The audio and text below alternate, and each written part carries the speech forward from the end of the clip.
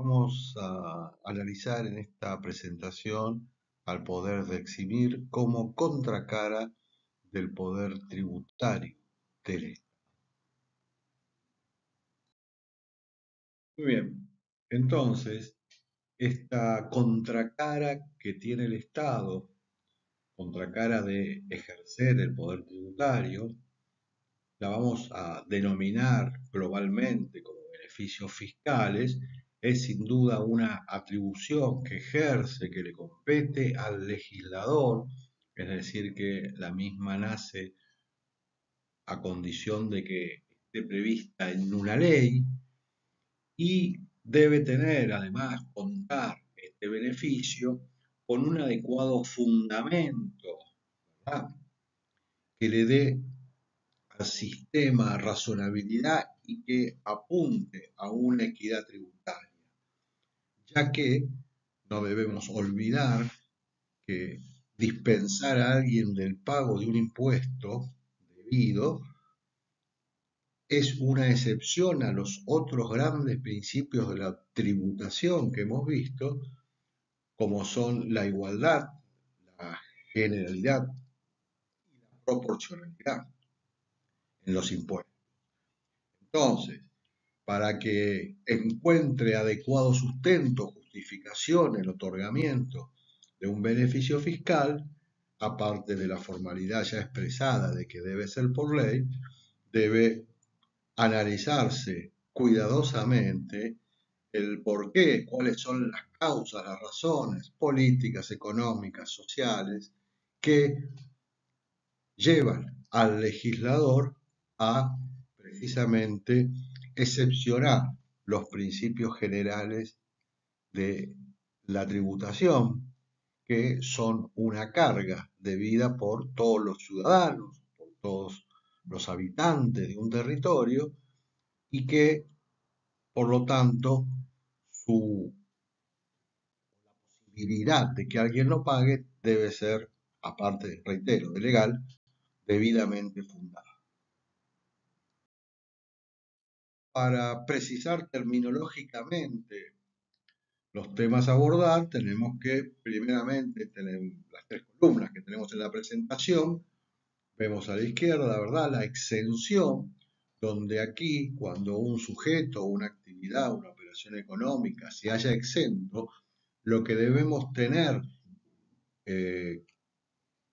concepto que debemos tener claramente arraigado, es que un sujeto, para estar exento, en primer lugar, debió perfeccionar el hecho imponible, debió quedar atrapado por esa hipótesis fáctica que el legislador consideró valiosa, teniendo en cuenta la aptitud económica, la capacidad contributiva de determinados sujetos, digo, esa hipótesis que consideró valiosa para que, una vez configurada ella, dé lugar a una obligación de dar sumas de dinero o cantidades de cosas.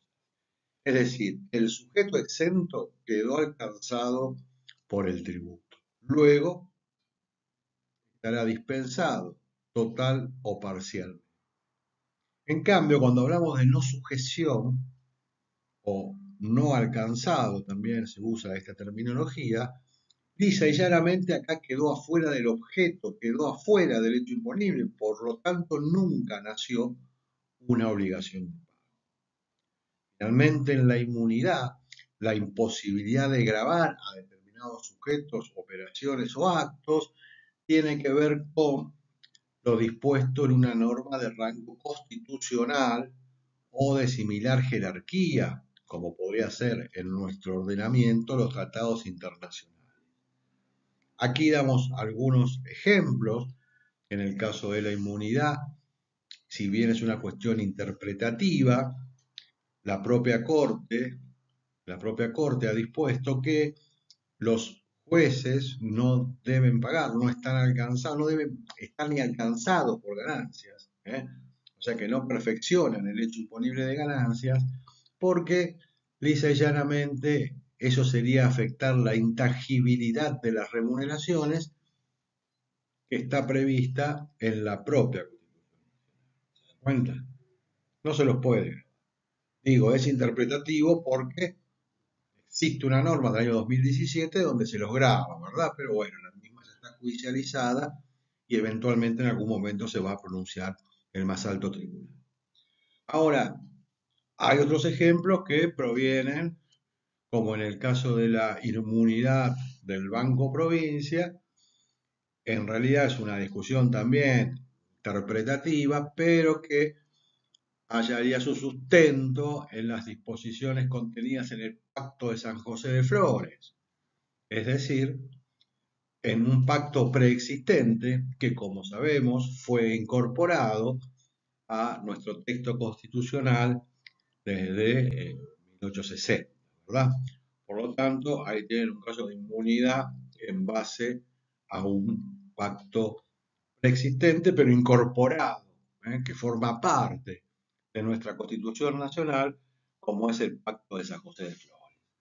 Entonces, no debemos confundir los tres supuestos, y me parece que la forma más práctica es ver que, en definitiva, el hecho imponible, si se perfeccionó, podrá dar lugar a una exención, pero si hay una no sujeción, ni siquiera nació una obligación. Y en cuanto a la inmunidad, es una imposibilidad mayor, si ustedes quieren, de grabar a alguien por disposición constitucional.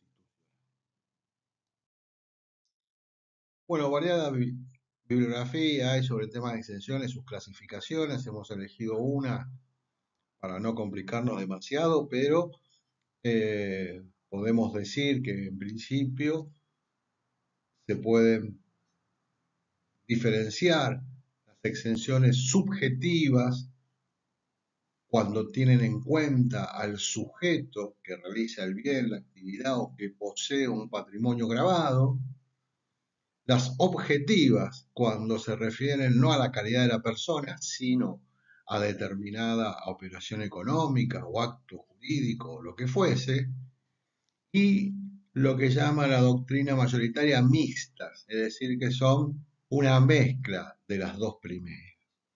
En lo personal, siempre lo de las pistas, prefiero un poco referirme a exenciones preferentemente o predominantemente subjetivas o predominantemente objetivas. En realidad terminan siendo mixtas, ¿verdad? Pero me parece que es un poco más preciso porque cuando uno lee las normas advierte claramente que en muchos casos el destinatario legal del beneficio es una persona o grupo de personas, pero que en general luego le adosa, le adiciona otras exigencias ya más de tipo objetivo. Puede ser también viceversa. Hay muy pocas exenciones realmente subjetivas dentro de nuestro ordenamiento jurídico. Es más, siempre suele darse como ejemplo de una exención subjetiva al Estado. Y la verdad que me permito precisar nada más que el Estado va a estar exento, o sea que perfecciona hechos imponibles, pero se lo dispensa del pago siempre y cuando, en la mayoría de las leyes, este es el concepto general, siempre y cuando no realice actividades de tipo comercial, industrial o de servicio. ¿Se dan cuenta? Entonces, bueno, yo digo que particularmente la exención del Estado es sin duda predominantemente subjetiva, pero también tengo que ver qué tipo de actividad está llevando adelante. Luego, también uno tendría que hacer referencia a que habremos de ver cada impuesto en particular, cosa que es cierta, ¿no? Hay que ver la ley de cada impuesto en particular, pero también es cierto que muchas veces las exenciones surgen de leyes especiales, surgen de leyes especiales. Pero bueno, siempre aquí tenemos que tener si ustedes quieren, este enfoque, para ver si lo que está exento es una persona o un bien o actividad. También clasificamos a las exenciones en totales o parciales, ya sea que el beneficio alcanza al total de la obligación tributaria o solo a una parte de ella. Y finalmente, aquellas que son de carácter permanente, es decir, la propia ley no le pone fecha de conclusión al beneficio, de otras que son temporarias. Mm. Es decir, que la propia ley puede poner o disponer, mejor dicho, una exención por una X cantidad de tiempo, por ejemplo, medido en años. ¿Mm?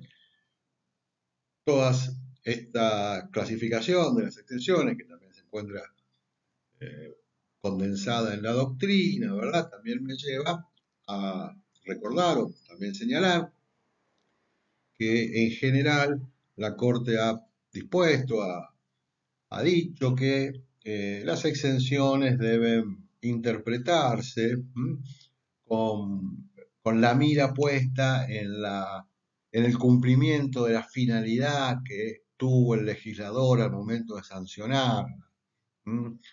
Es decir, que eh, se los menciono porque muchas veces van a ver ustedes por ahí, bueno, hubo épocas de interpretación restrictiva de las exenciones, y otras que por el contrario fueron más extensivas, si ustedes quieren. Pero acuérdense que por lo mencionado anteriormente, el bachadar siempre va a estar en la ley. ¿Eh?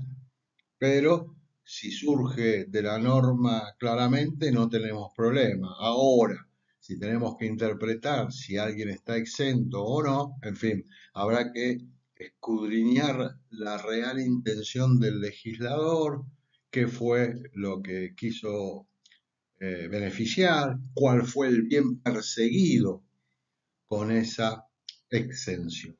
¿Mm? Que, bueno, las mismas también son mensuradas económicamente. Si ustedes agarran o toman cualquier presupuesto nacional, por ejemplo, van a ver que hay una planilla de gastos tributarios que se refiere a esto, ¿eh? A lo que deja de ingresar al Estado al estar alcanzados bienes, personas, por la exención. Ahora bien, si empezamos a hablar de la promoción industrial, acá hemos denominado la promoción industrial nacional porque hay leyes de promoción nacional, provincial, municipal. Simplemente hemos transcrito la definición de la norma nacional, donde comprende el desarrollo de nuevas actividades y áreas geográficas industriales, la expansión, consolidación, modernización y reestructuración de la industria existente y la descentralización geográfica industrial. Este enunciado, sin duda, de carácter general, ya nos da un poco el norte, nos señala el norte de cuál es la finalidad de los llamados regímenes de promoción industrial. Básicamente, para ejemplificar de manera sencilla, zonas de nuestro vasto territorio nacional donde sea necesario, ¿verdad?, la radicación de industrias que permitan obtener mayor, mayor contratación de mano de obra, que la gente de la zona se arraigue dentro de sus localidades y no emigre, considerando siempre el problema que tenemos aquí de la macrocefalia de la Autónoma de Buenos Aires y provincia de Buenos Aires, donde muchas veces emigran hacia ellas mucha gente del interior del país por no tener posibilidades cercanas dentro de sus localidades. Entonces, bueno, un desarrollo industrial que permita que haya un mayor bienestar, ya que una erradicación de una industria, por ejemplo, conlleva no solamente lo que ya he mencionado, contratación de mano de obra local, sino que también ayuda a generar mejores vías de transporte, mejores servicios en general. Entonces, con esa finalidad, con ese norte, con esa mira, es que se pueden utilizar diferentes beneficios para promocionar la erradicación industrial. Fíjense que en el segundo párrafo de la presentación están mencionados los beneficios que prevé el régimen nacional y ahí van a ver una mezcla de beneficios, ya que hace mención a la exención, que es lo que ya hablamos, reducción, suspensión desgravación y diferimientos de tributos por periodos determinados. Esta es un poco la exigencia, esto de los periodos determinados, hace que este tipo de promociones que estamos analizando sean, en general, un beneficio de carácter no permanente, dado que tienen un tiempo determinado. Y el alcance que puede tener este beneficio, reitero, ya el explicado de la exención, una desgravación, que sería una no gravabilidad, una no sujeción. Un diferimiento es otro concepto. El diferimiento de tributos es darle un plazo a una determinada empresa para que pueda, o mejor dicho, que no tenga la obligación de pagar impuestos por X cantidad de años y cobrárselos con posterioridad. O sea que no se los condona, no es que le dice no te voy a pagar, vas a quedar desgravado durante X cantidad de años. No, le dice, vas a perfeccionar hechos imponibles, pero yo no te voy a exigir el impuesto. Es decir, difiere la exigibilidad y esto permite que una industria radica en una determinada zona, con todo lo que eso implica, la inversión que hay que hacer, poner la fábrica en marcha, muchas veces líneas o productos nuevos, es decir, lleva un tiempo asentar, a lo mejor lograr un crecimiento económico, un éxito en ese emprendimiento, hace que se utilicen entonces estas herramientas tributarias, entre otras muchas más que se dan en la ley, yo estoy mirando nada más que las tributarias, y en este camino el diferimiento es una posible alternativa. Me vas a pagar los impuestos, pero en los primeros 5 años no, a partir del sexto me los vas a empezar a pagar de ahí en más y los que me debías. Es decir, cuando en hipótesis la empresa ya esté consolidada y esté superada la primera etapa de inversión, ¿verdad? Que la misma haya tenido que hacer para llevar adelante la industria. Fíjense que también muchas veces esto es común, pues lo habrán visto, la existencia de zonas también, que son denominados parques industriales, donde, bueno, ya ahí reitero, hay una mezcla de beneficios nacionales, provinciales o municipales, hay que ver cada uno en caso concreto. Una de las más conocidas eh, zonas que fue beneficiada en su momento fue la provincia de San Luis, ¿verdad? Hace varios años, por un régimen de promoción industrial. Y bueno, hay algunos beneficios, también acá se habla muchas veces de Tierra del Fuego, ahí también tiene un beneficio la zona de Tierra del Fuego en materia tributaria. Pero bueno, como ya dijimos anteriormente, y creo que entonces la definición básica que transcribimos sirve para encontrar el fundamento, son una excepción a pagar impuestos, pero con una adecuada razón o motivo para su otorgamiento, no hay óbice para otorgar ese beneficio, todo siempre con el requisito de ley y por lo tanto con la previa valoración por parte del legislador. Dejamos para el final las deducciones porque aquí la aclaración que corresponde es que en el caso de las deducciones ya se ha perfeccionado el hecho imponible, eventualmente el contribuyente no tiene ninguna exención, pero la propia ley permite restar determinados conceptos de la base de cálculo, de la base imponible de un tributo, lo que redunda en una menor suma de dinero a pagar. Son detracciones que, como siempre, legales, ¿verdad? Pero a ver si logramos concretar bien el esquema. Digo, ya acá se perfeccionó el hecho imponible. No tiene una exención, porque si tiene una exención total, imaginemos, nada tiene que cuantificar porque tiene dispensa de pago total.